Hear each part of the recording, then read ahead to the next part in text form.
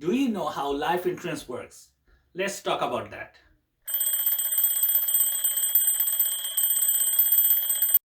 Hello, viewers. Welcome to this new episode of Let's Wake You Up. Our today's topic is about life insurance, which, in my opinion, is a very knowledge based product in Canada, and you need a license to sell it. Now, since this is a very knowledge based product, it's the knowledge that separates poor people from middle class to rich people. As being said, due to lack of knowledge for most poor people, life insurance is a scam or gambling. For middle class people, it's considered as an expense. Whereas for most rich people with proper knowledge, life insurance is one of the best investment. Let me show you how. Life insurance can be classified into two schemes. One is called rental scheme and the other one is called ownership scheme. In life insurance rental scheme, we call it term insurance contract, where you pay a certain amount of rent called premiums to your landlord, the insurance company, to provide protection against your family income upon death for a certain period of time, which could be 10 years, 20 years, 30 years, or until your retirement. Now, same like your house rent, once the term is over, whatever you have paid in premiums is gone, and you have to qualify for a new contract unless your initial contract was a renewable term contract. Now, since life insurance premiums depend mostly on age, gender, and health condition, in most cases, these new contracts or renewable contracts can become very expensive for older clients to continue further, and therefore they cancel it without further assessment to their death benefit requirement. Now, let's talk about the ownership scheme of life insurance known as permanent life insurance, which is sold by only a few reputed insurance companies in Canada. This is similar to owning a house, where you pay a certain amount towards your house and out of which a portion goes to building your equity. In permanent life, you're considered as an investor within the insurance company, where you contribute a certain amount towards your ownership contract, out of which a certain portion goes to building your cash equity known as cash value after paying off your cost of insurance. The best thing about permanent life insurance is that, unlike your house, which is a dead equity, it creates a cash value which grows over time through dividends or indexed fund. And depending upon the type of policies, the cash value can be withdrawn with or without the cancellation of the policy, so that you can recover most of the premiums that you have already paid towards it. For most people, such policies can provide them with most efficient estate planning solution and also some tax shelter benefits.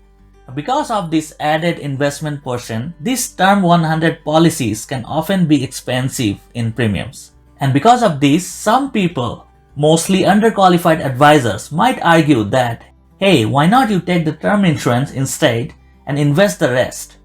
Well, I'm not saying it's a bad idea, but what if the term ends and the client still requires some protection? What if the client was not disciplined about saving and investing the rest and ends up with no money saved? Let's take example of age 35 male non-smoker, and he is paying $300 per month for the next 20 years. The total amount he has paid is $72,000, and at the end of 20th year the payment stops, so he is not willing to pay any extra money. So what happens here, for the death benefit, he has taken a term 30 up to the age 65, and the premium for the policy is $50 per month only. Now, out of $300, the remaining $250, he decides to invest in an TFSA with a 6% growth minus 2.5% of inflation, which is supposed to give him a growth of 3.5% on average. And this money grows into $85,000 at the end of age 55. Now remember, this is a term 30 policy, so the $50 per month will continue to pay up to the age 65, which means the premium $50 per month will be deducted from the accumulated amount of $85,000 for the next 10 years until retirement. So age 65, the client has a total accumulated balance of $112,000, but the problem is his term 30 expired at the age 65, which means the client has to qualify again for a new term contract, which may not be possible due to health condition. But let's say that the client is eligible for another term 20 up to the age 85.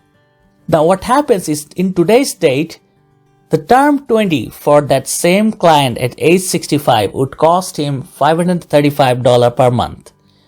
But if you fast forward 30 years into the future, the same premium would cost the client $1,122 per month. Now, in order to continue the insurance policy, this amount will be deducted from the accumulated $112,000, which eventually comes to zero at the age 75, and the policy will lapse due to insufficient fund, which means the client will be left with no death benefit and no savings at all. And this is why permanent life policies such as whole life or universal life are such a great products. Now, permanent life insurance is such a huge topic that I will be covering that on my next episode. In my previous video, I mentioned about life insurance being one of the best estate planning products.